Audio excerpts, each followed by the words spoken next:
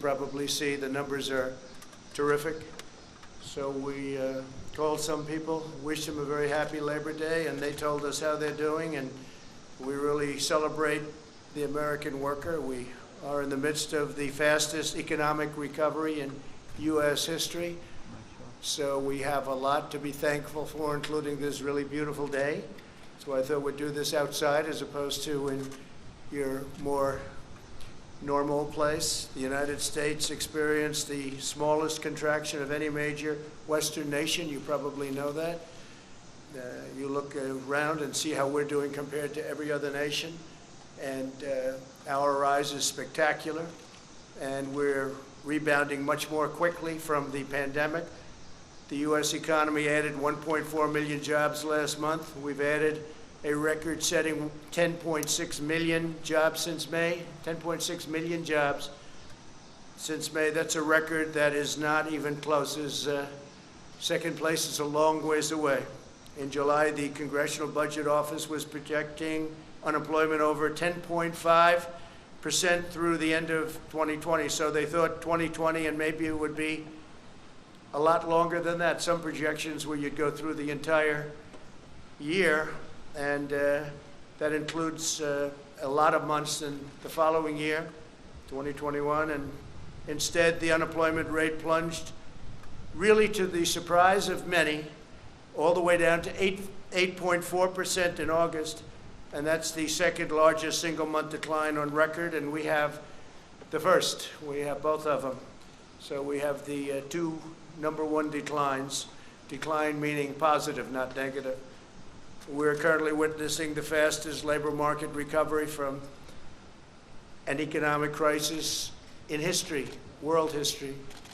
By contrast, Biden presided over the worst, the weakest, and the slowest economic recovery since the Great Depression. It was a long, slow slog, and it was a very small on growth and very small on every other factor that you need. It was the weakest recovery. Under my leadership, next year will be the greatest economic year in the history of our country, I project. And some people are starting to agree. We have a V shape. It's probably a super V. And you see what's going on with the stock market, where it's, in certain cases, already setting records. The NASDAQ has set 17 records already. And this is as we're hopefully rounding the final turn in the pandemic. First, we'll end the pandemic under Operation Warp Speed.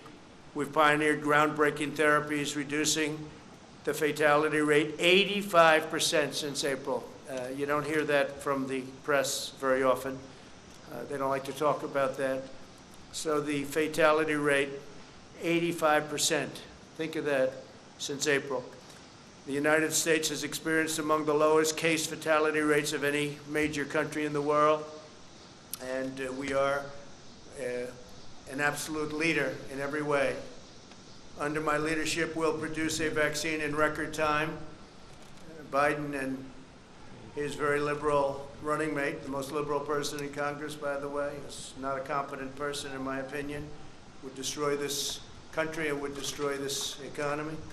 Should immediately apologize for the reckless anti-vaccine rhetoric that they are talking right now, talking about endangering lives, and it undermines science. And what's happening is all of a sudden you'll have this incredible vaccine, and because of that fake rhetoric, it's a political rhetoric, that's all it is, just for politics, because now they see we've done an incredible job, and in speed like nobody's ever seen before. This could have taken 2 or 3 years, and instead it's going to be done in a very short period of time.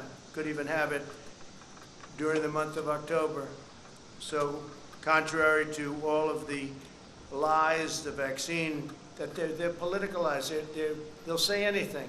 And it's so dangerous for our country, what they say. But the vaccine will be very safe and very effective, and it'll be delivered very soon. You could have a very big surprise coming up. I'm sure you'll be very happy, but the people will be happy. The people of the world will be happy. Next, we'll return to unprecedented prosperity through our pro-American policies.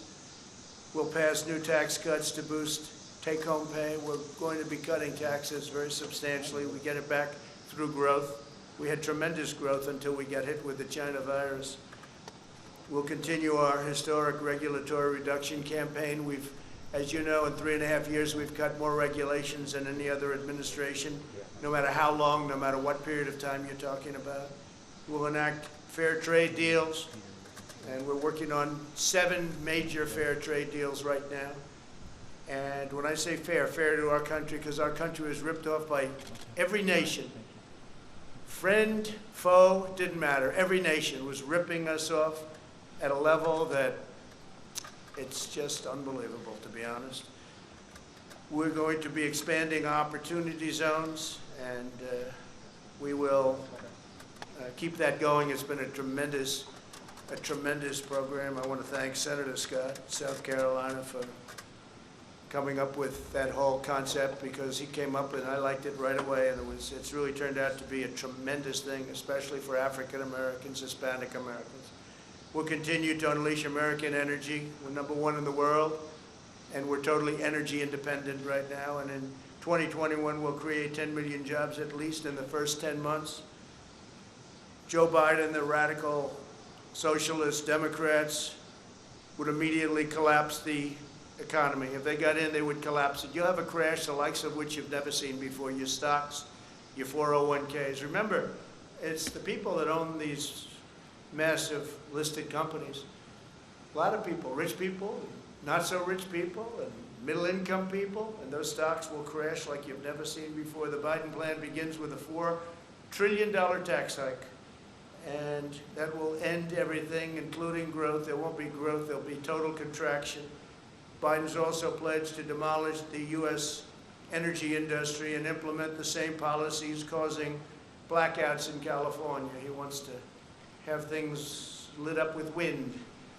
He'll have to talk to China, Russia, India, and lots of other countries, because they're not doing that. And if they're not doing it, it puts us at a tremendous economic disadvantage, and it doesn't work. You take a look at the blackouts in California, it's really rather amazing what's going on there. They've tried to go, and that's just with a small portion going that route.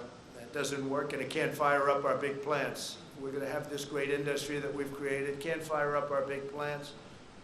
Biden's plan for the China virus is to shut down the entire U.S. economy. He's going to totally rely on somebody to walk up, yes, sir, it's time to shut it down.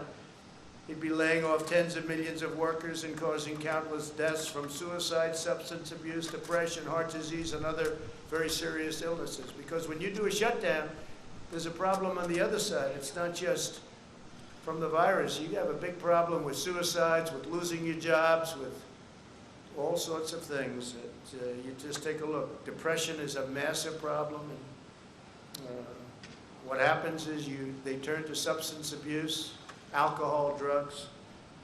So we can't do that. And then we'd have to give up all the gains that I've been talking about over the last 3 months. What we have done is incredible. We're setting records all over the world, no matter where you go. Nobody has done what we've been able to do.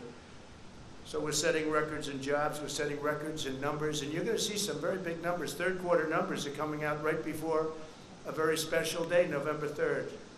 So you have the numbers coming out, and they're, I think, going to be fantastic. You know, I think they're going to be fantastic.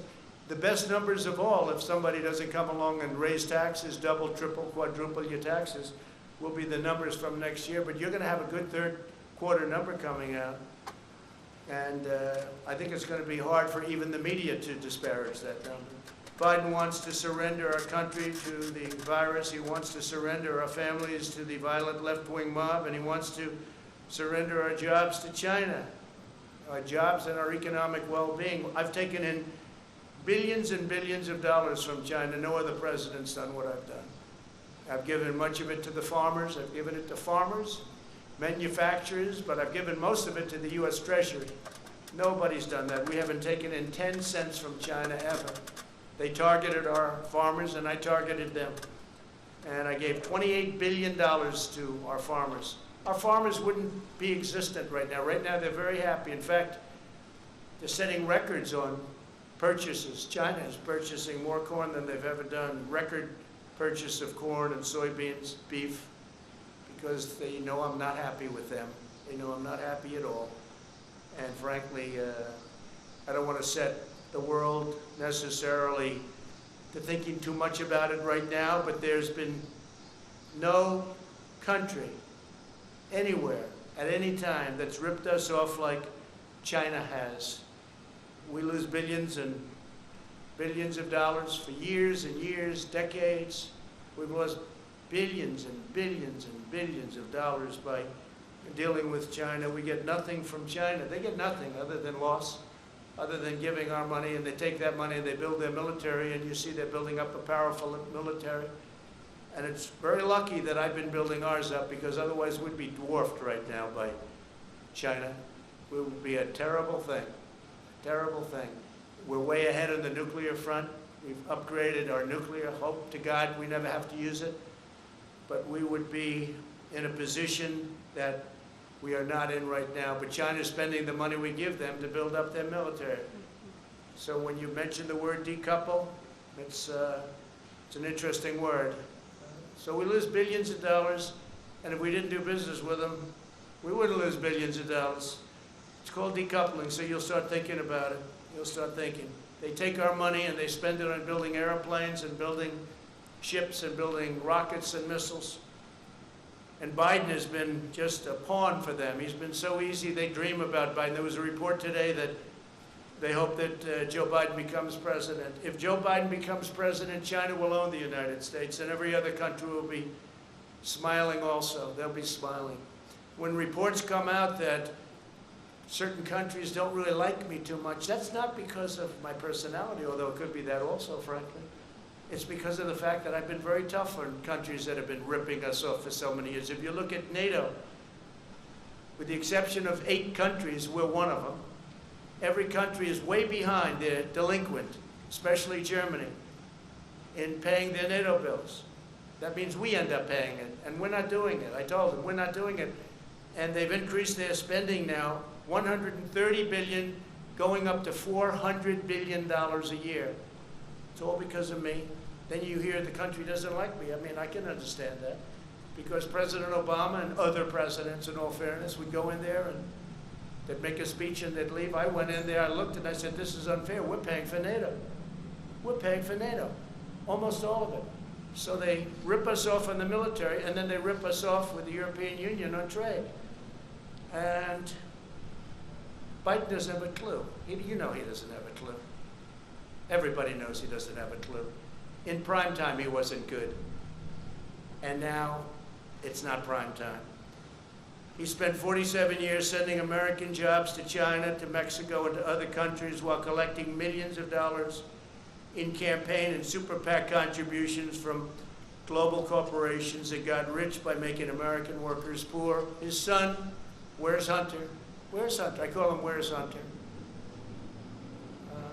Walked away with $1.5 billion to manage, even though he never did that before. He walked away with a fortune from Ukraine, from China, and from other countries, between his son and his brother. You ought to read the statements, and the press doesn't pick that up. If I ever did that, it would be hell, even worse than it's been, okay? Even worse than it's been.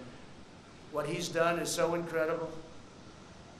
I won't give them the $1 billion, he says. I won't give them unless they get rid of that prosecutor. And then voila, they got rid of the prosecutor. And the press doesn't even want to talk about it. You talk about quid pro quo. With me, there was none. With him, he's right on tape, and you don't want to cover it. You should be ashamed of yourselves.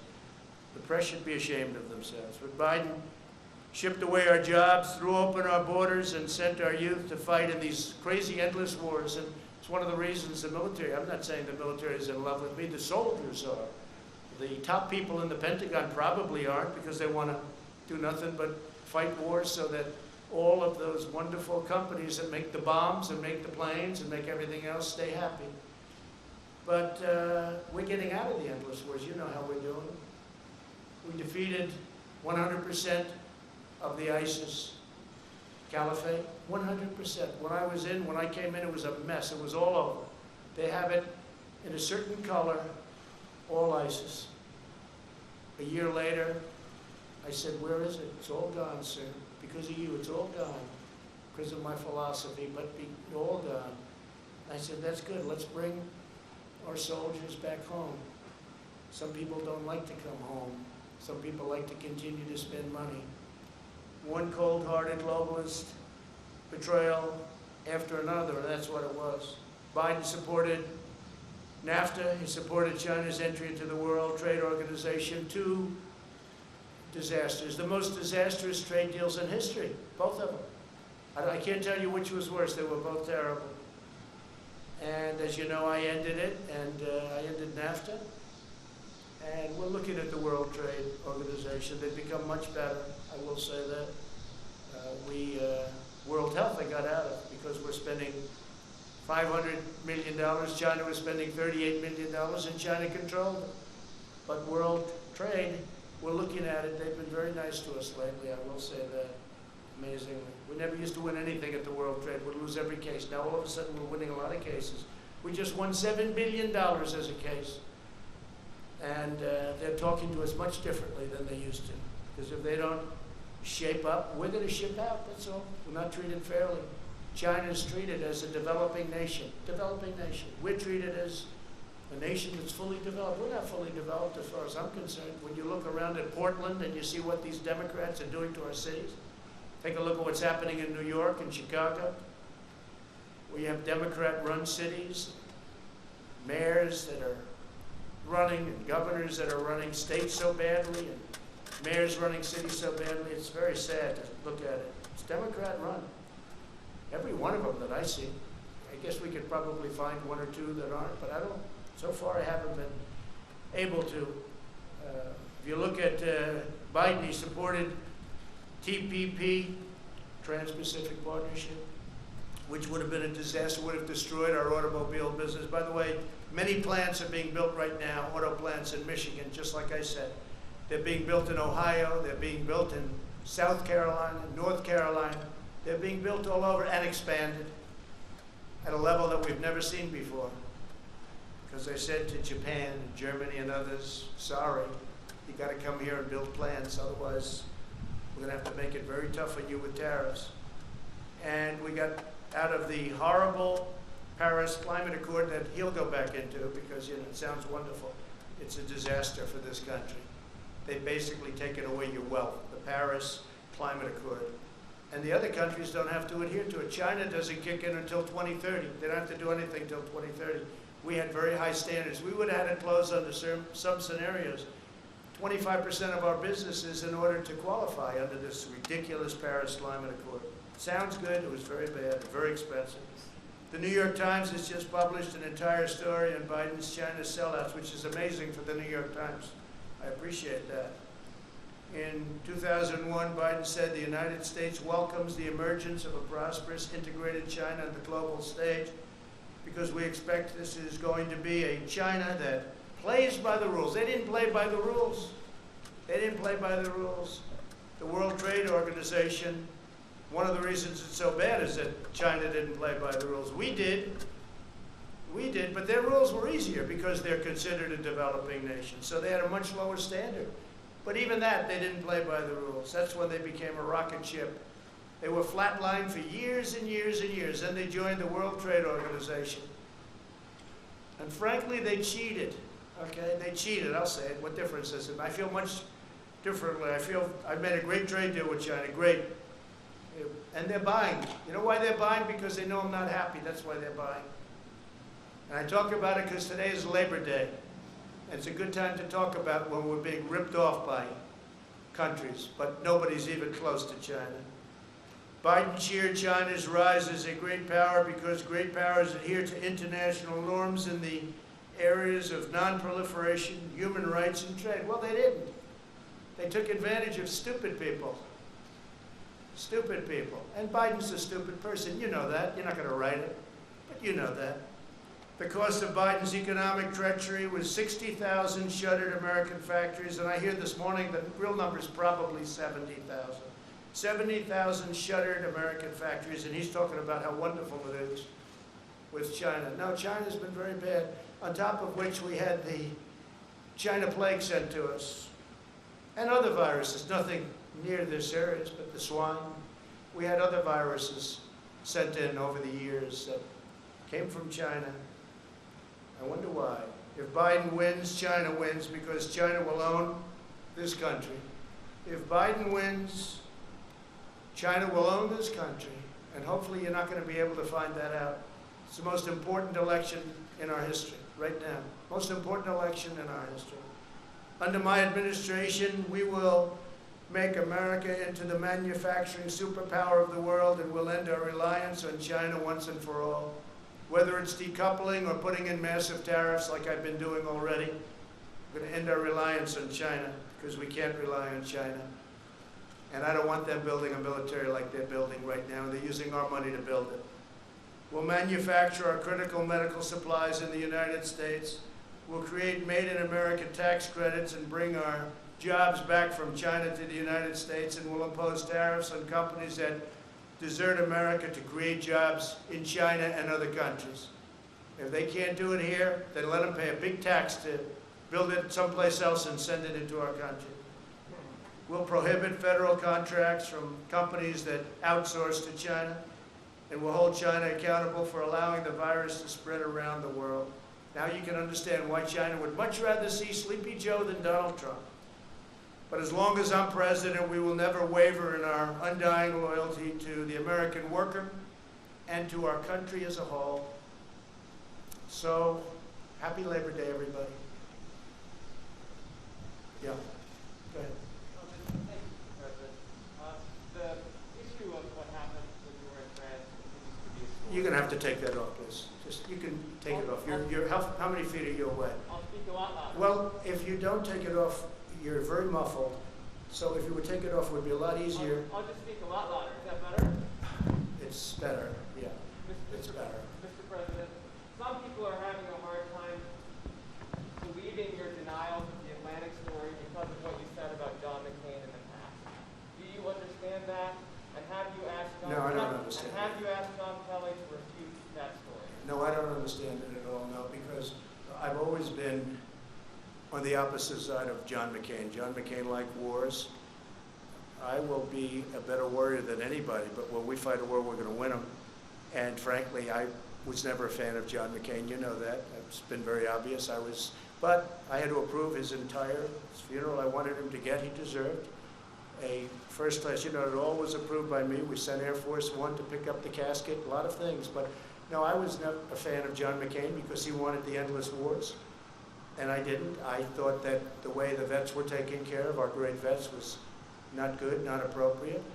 And of course, he took the fake dirty dossier and gave it over to the FBI. So this is not somebody I'm not supposed to say, what a wonderful guy.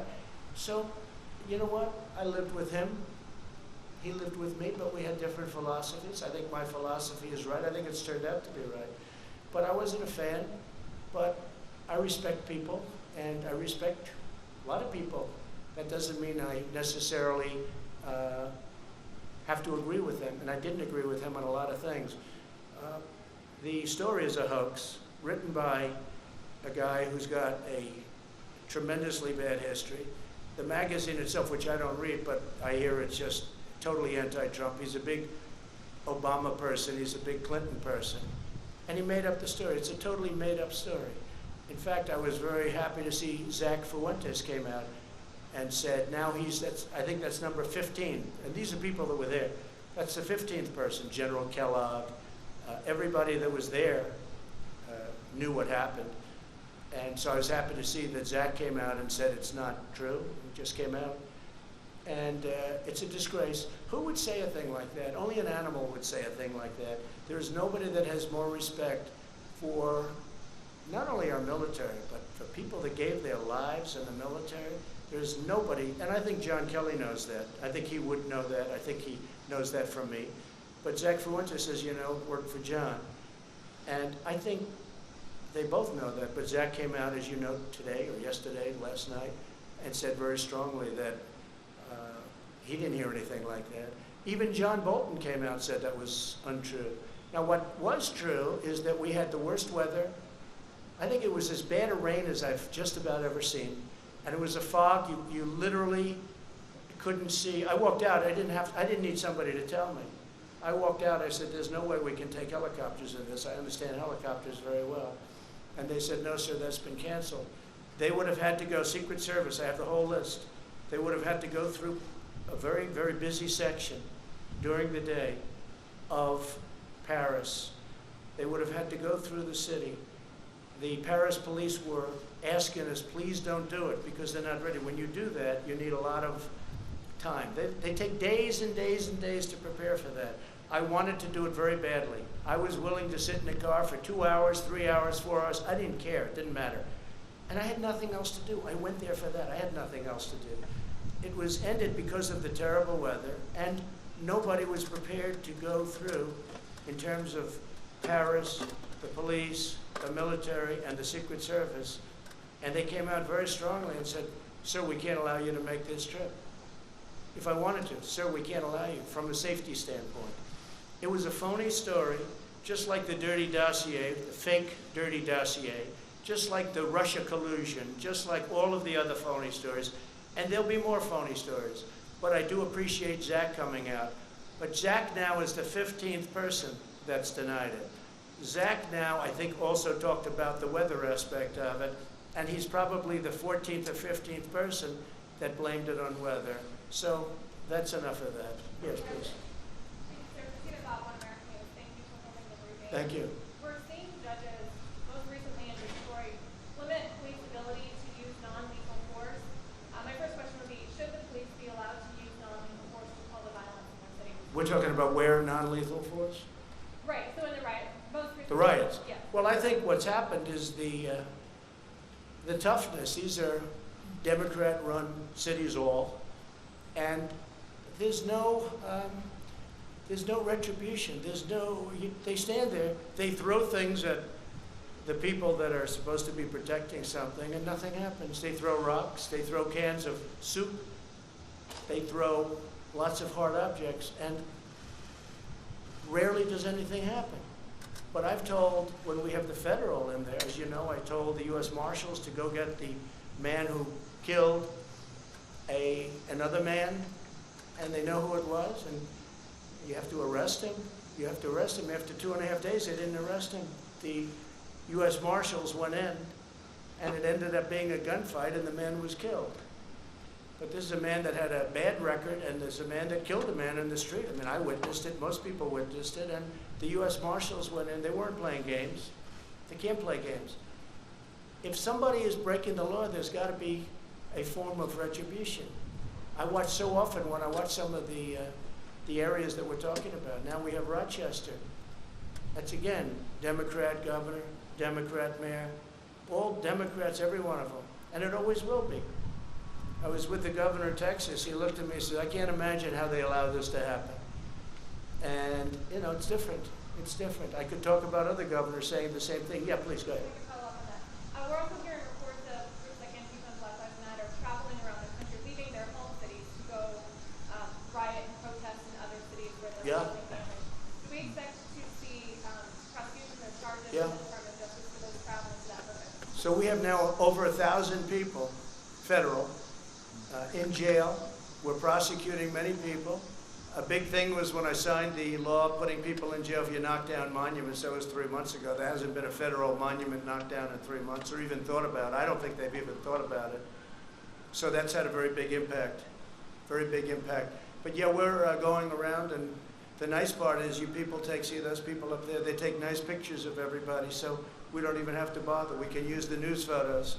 We had a photo right over there of Andrew Jackson, the monument. He was getting ready, and this guy was a big, brave guy, and he was up like this, and he was showing off to all his friends, and he got arrested. So did a lot of other people get arrested, and I would say we have the ultimate proof. Now, in that case, we got there before they ripped down the statue of Andrew Jackson, which is so beautiful, which is right over there.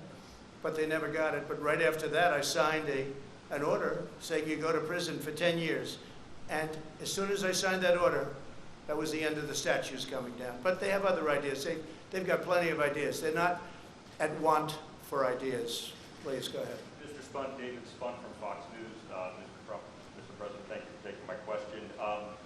Sir, you talked a lot about the economy and touted the economy. 3 weeks ago in Bedminster, I asked you specifically why you have not called Democratic leadership to the White House to meet with them. If they don't want to meet, it's on them.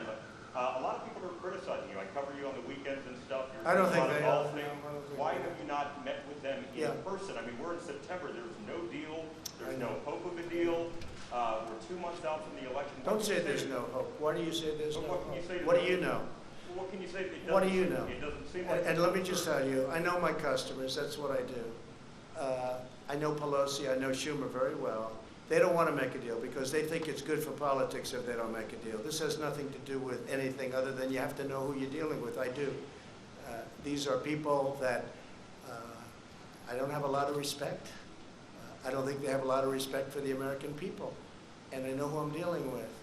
And I don't need to meet with them to be turned down.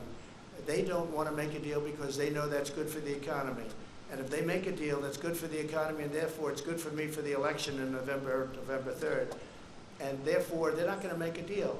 Now, if we gave the store away, if we bailed out all of their Democrat-run cities where we give them $1 trillion, which is the kind of money they want $1 trillion to bail out badly run Democrat cities and states, whether it's New York or Illinois or others, they want to bail them out.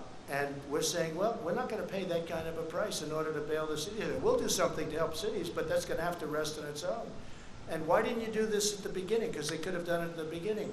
So I know who I'm dealing with. And I'm on the phone with Mnuchin and with Meadows and with all of these people constantly, while they're there. But I also know when it's time to meet with people. I've done very well with deals, okay? That's what I do. And I know when it's time to meet. But I don't have to meet them in order to be turned down and in order for them to walk out to the sticks, which is the microphones, and give you people a false report of what just took place at the Oval Office. So they don't want to make a deal because they think that if the country does as badly as possible, even though a lot of people are being hurt, that's good for the Democrats. But David, that's a bad thing. Yeah, please go But as ahead. president, shouldn't you take the high road, sir? I am taking the high road. I'm taking the high road by not seeing them. That's the high road. Yeah. And you, Mr. President, David. And if I thought it made a difference or would make a difference, I'd do it in a minute. Yeah, go ahead. David Jackson, USA Today. My question is about the Durham report, which you have talked about recently. You said, let's see what happens. Now, you've accused people of committing crimes against you during the Russian investigation. Yeah, President sure. Obama, They spied on my campaign, that's right. My question. They spied on my campaign, and if they were Democrats, they would have been in jail 2 years ago.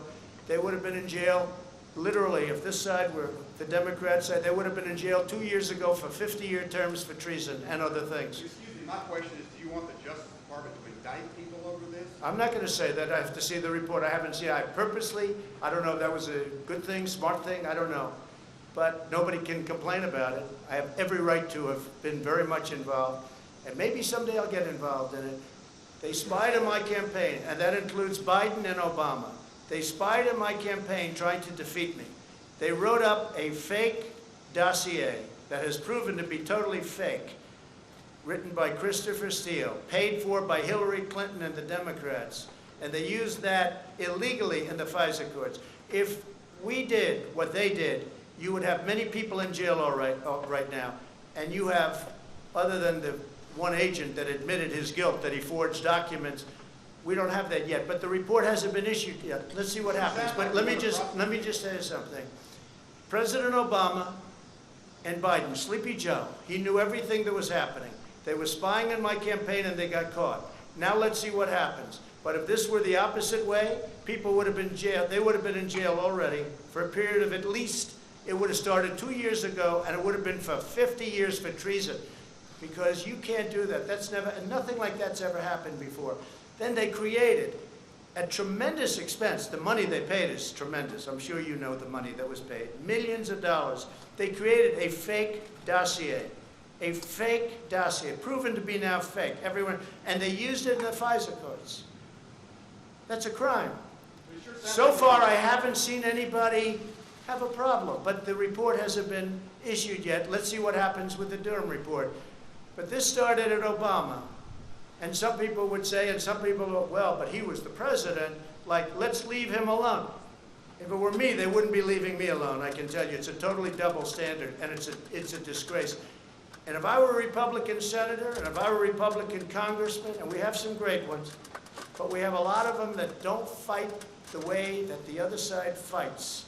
We have much better policy. We have much better things going for us, like borders and walls and immigration and no sanctuary cities and they have a lot of bad stuff going. But they're dirty fighters. And the dirtiest fight of all is the issuance of 80 million ballots. Unrequested. They're not requested. They're just sending 80 million ballots all over the country. 80 million ballots, non-requested. I call them unsolicited ballots. That's going to be the dirtiest fight of all. People are going to get ballots. They're going to say, what am I doing? And then they're going to harvest. They're going to do all the things. And if you look at the last period of 6 months, take a look at the races where they've sent ballots out. Take a look at Carolyn Maloney, whose race should be redone because she won that race totally unfairly to her opponent. Her opponent did very well against her. That race should be rerun. But they declared her the winner because they heard I found out about it. But take a look at what's happened in New Jersey and in Virginia and different places. It's a disgrace. That'll be a beauty. Yeah, please. Thank you, Mr. President. If proven true, are you okay with Postmaster General DeJoy and the fact that he asked former employees at his private company to make donations to the GOP and then reimburse them? Are you okay with that? I don't know too much about it. I read something this morning, but I don't. Other than that, I have to see it. He's a very respected man. He was approved very much by both parties, I guess. It was sort of an approval that took place by both parties. I don't know exactly what the story is. I'll certainly know within a short period of time. I just read it for the first time. I read it this morning just like you did. Would you support an investigation, sir? Sure, sure. And I think let the investigations go, but he's a very respected man. Again, it was a bipartisan commission. Postmaster General is appointed by a bipartisan commission, and we'll see how that goes. But no, I think he's a very honest guy, but we'll see. Yeah. Thank you, Mr. President. Mr. President, Go ahead, follow up, please, if you don't mind. If it's proven to be a campaign finance scheme, do you think he should lose his job? Yeah, if something can be proven that he did something wrong, always. You know? Thank you. Always. They've been looking at me for 4 years. They found nothing. 4 years. Think of it. For 4 years, from the day I came down the escalator, I've been under investigation by sleaze, and they found nothing. They found nothing. A friend of mine said, you have to be the most innocent, honorable man ever to hold the office of president. Think of it. They spent just Mueller alone. He spent, I guess the real number turned out to be $48 million, but whatever it was, many, many millions of dollars. They had 18 angry Democrats looking. They had FBI agents all over the place. They had and they have no collusion. Friends of mine have said, sophisticated friends have said, you've got to be the most innocent guy ever to hold this office. And there's a lot of truth to that. Yeah, please. Thank you, Mr. President. After Navalny poisoning, Chancellor Angela Merkel of Germany is under pressure to cancel Nord Stream 2 pipeline from Russia to Germany. Would you support such a move? Do you Sure. think the project should be canceled? Sure. Well, I've been supportive of that. I was the first one that brought it up. You never heard of Nord Stream 2 until Trump came along. When I came along, I said, wait a minute. We're protecting Germany from Russia, right? NATO. We're protecting Germany from Russia. Germany's paying Russia billions and billions of dollars to get their energy, and the real number is probably 60 to 70% ultimately of their energy is going to come from Russia.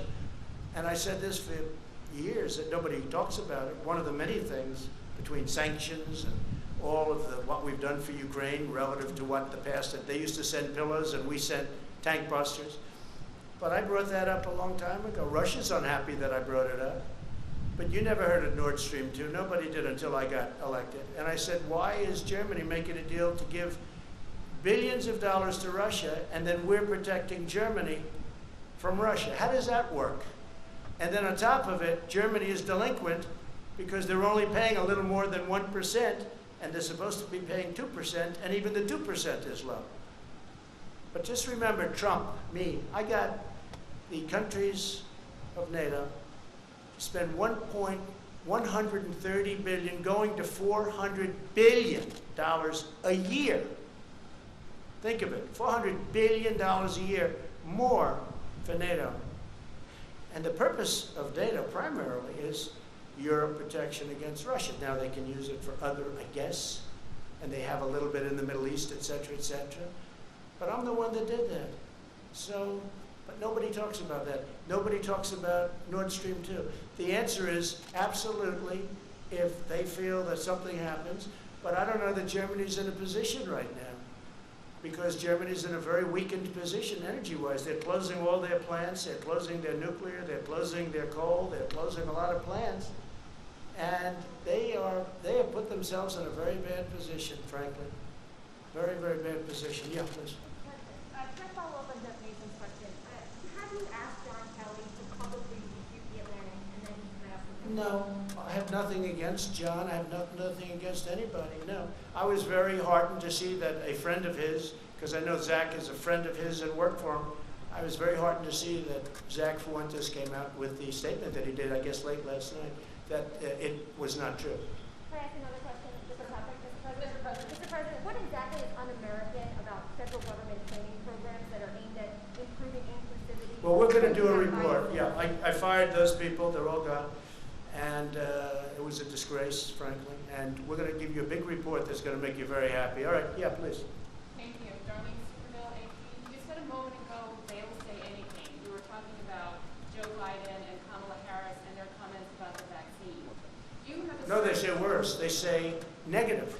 They say negative. They're going to make the vaccine into a negative so that when we have it, and I spoke to the head of Pfizer, I spoke to the head of Johnson & Johnson, I spoke to the head of the greatest medical companies in the world. We're doing great.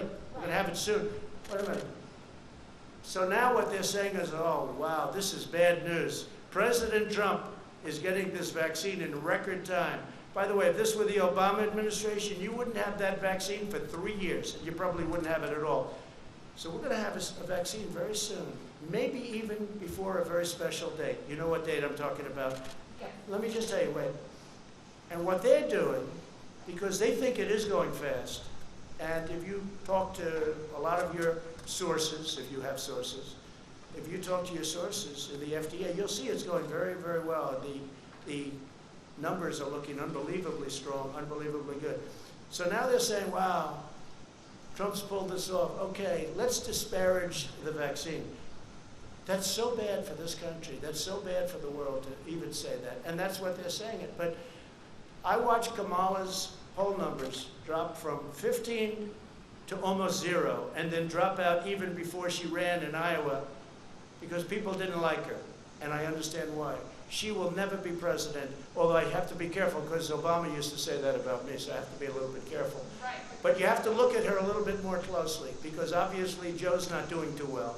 So you're going to have to look at her a little bit too closely. But she's talking about disparaging a vaccine so that people don't think the achievement was a great achievement. I don't want the achievement for myself. I want something that's going to make people better, that people aren't going to get sick with. That includes therapeutics, where we're doing equally as well. Therapeutics. Go ahead. Your point is that what they're saying is that they're saying it for political purposes. Yes. You have asserted repeatedly that a vaccine will be on the market before the election. No, I didn't say they will. I said by the end of the year. The same thing that No, but you're not quoting me accurately. I said that vaccines will be on the market before the end of the year, but they may even be on the market. They may even be developed and fully developed, tested, everything else. You know, we have 30,000 people in just one vaccine right now under test in very, very highly infected areas. So we're going to be able to get a good result one way or the other very soon. So I didn't say what you said. What I said is by the end of the year, but I think it could even be sooner than that. It could be during the month of October, actually. Could be before November. But aren't you also saying that for political reasons? No, I'm saying that because we want to save a lot of lives. With me, it's the faster the better. With somebody else, maybe they would say it politically, but I'm saying it in terms of this is what we need.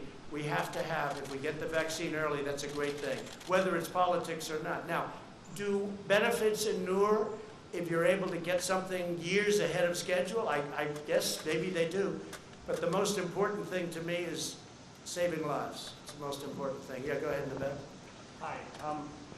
Just based on some of your recent tweets, sir, do you You sound so clear as opposed to everybody else where they refuse. your tweets about the 1619 Yeah. project, why do you object to that being taught in schools? And do you object to slavery itself being taught in schools? Yeah, so no, I want everybody to know everything they can about our history.